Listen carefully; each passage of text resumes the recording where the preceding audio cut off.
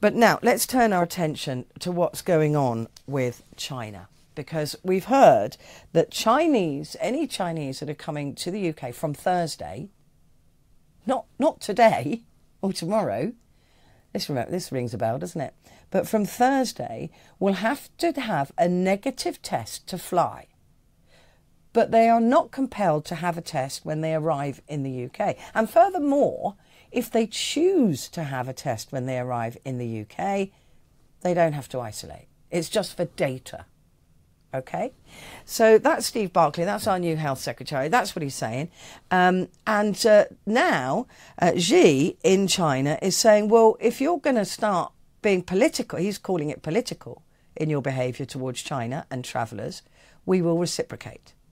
So we thought we'd talk to our expert in the area, Ross Feingold. I'm delighted to say we haven't spoken for a while, who's the Asia political risk analyst in Taiwan. Lovely to see your face. Happy New Year. Happy New Year to you too. Could we go back 5 minutes and you deliver your monologue, but you swap out Xi Jinping for Rishi Sunak and you ask if he goes to their national health system and walks into the hospital and queues up like everyone else? That would have been classic. Yeah, no, it would have been classic. I mean, we're all equal, but some are more equal than others, I think is the... Hey, that's communism. That's communism for you. That's also conservatism, it would appear. Ross... well, that's right. The House Republicans apparently they can't elect their own conservative leader in the last few hours, so yeah. Yeah, what on earth has happened there? And what a disaster that is with McCarthy. They can't even elect him. Anyway, that's another story. Let's talk about Beijing. This threat to retaliate against countries who are imposing COVID-19 testing. I mean, what Xi means basically is that they're going to make people travelling to China do a test. It's just in kind, isn't it? We're not talking war. Oh, yeah. Fortunately, we're not talking war, but we might be talking trade war, travel war. We have to keep in mind that over the past few years, China has had an extraordinarily strict regime on inbound travelers, lengthy quarantines. Now to clarify, because I did see some bad reporting about this in recent hours, those very strict testing or quarantine requirements for people entering China, that applied to their own citizens as well. I saw some reporting that said China made foreigners do this. Well, no, it actually, they were imposing a very strict regime on their own citizens as well. But China a few weeks ago said we're doing away with all this stuff. And then, ironically, the world is reimposing it on Chinese travelers. So it's a bit odd, some would say hypocritical, for China to be angry about requirements that are not even as strict as China has imposed on inbound travelers over the past few years. But the world being mad at China or China being mad at the world, well, frankly, nothing new there. But Xi also, it strikes me that Xi does not want to be reminded what an abject failure the lockdown was in China, this hunt for, zero COVID. I mean, that has been catastrophic for China, not just the Chinese people who have been locked up like rabbits for years, but also on the economy. I mean, this has been an absolute disaster for Xi. And the fact that we're talking about it and imposing restrictions highlights what a disaster it's been. I think that history largely still remains to be written because Chinese officials will probably argue that our strict regime did reduce, say, the spread of COVID over the last few years. But where it fails is you can't eliminate it. And then some of the variants are stronger than the previous variants, right? So it continues to spread. So obviously they finally gave up. They'll never admit defeat because it's not their style. But they've given up on the zero COVID approach. And no surprise, because the same thing happened in other countries, the number of cases spread and the number of deaths spread, which is also difficult for them to admit. Where they're really having the failure and is even more difficult for them to admit is the efficacy of their locally developed vaccine. I think it's going to be very similar to what we've seen over the past few weeks, where they got away from zero COVID and in their own way, they call that a victory. We're probably going to see that with the vaccines, where they're going to say, okay, we'll approve some of those foreign-made vaccines. Probably not one from America, probably one from Europe, just to Or show the Russia. Americans that. Or Russia. Well, They could do a deal with Russia. I don't know about the efficacy of that one, Wow. but I think some of the European ones, they'll probably approve it. They'll come up with some justification that it'll be along the lines of there's high demand and Yeah.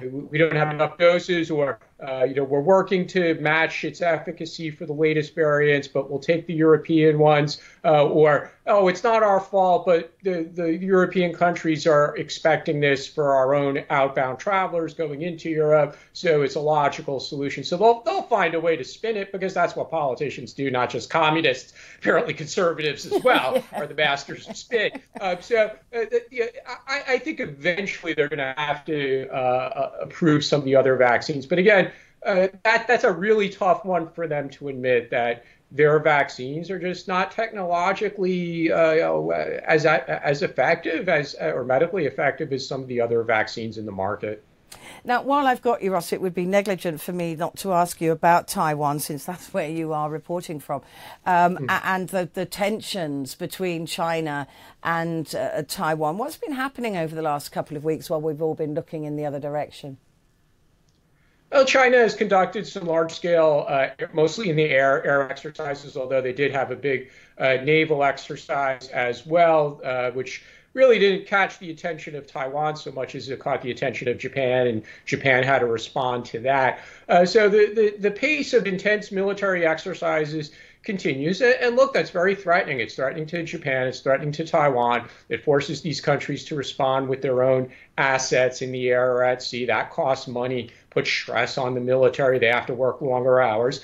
And one of the big announcements here in Taiwan last week was a return to 1 year of mandatory military service for males. So going back decades, it had been 3 years, and it was reduced 2 years, 1 year. The current version is 4 months of mandatory military service for men. And look, no one in the audience needs to be a military expert to know that in 4 months, you're probably not going to create an effective fighting force, especially if we're talking about people who do it for 4 months. They muster out. They might be recalled for periodic training until they're in their late 30s. Again, that's not really an effective fighting force. And there's only a small number of people who have signed on to join Taiwan's military as a profession, as a career. And the United States has been putting a lot of pressure on Taiwan to do something about this. But there is an irony. I want to I'll give a disclaimer and say I'm not speaking on behalf of the people of Taiwan, but the reality is that despite the threat from China and the ill will that exists here towards China, men and women are quite reluctant to perform military service.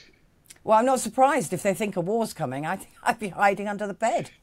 Well, that's a really good, if I could make a final point in that regard, there is a big risk because, first of all, Taiwan, like a lot of countries in Asia, suffers from a very low birth rate, and that problem's getting worse and worse. But yeah, that could prompt an outflow of people. So, Petrie, if you want to open your home to 12 and 13-year-old Taiwanese boys, there's probably going to be some families here that will ask you to put their kids in school. It could be a public school, it could be a state school, but they're going to be people who are going to be looking for second passports, foreign residency, and looking for ways to ship their kids out of the country if they think there's going to be a war and their kids might have to fight it. Yeah, of course. Absolutely. We saw that in Russia, didn't we, with young men fleeing when conscription started. Ross, it's always fantastic to talk to you. Thank you very much indeed. You take care, and let's not leave it quite so long until the next time we speak. Ross Feingold there, Asia political risk analyst.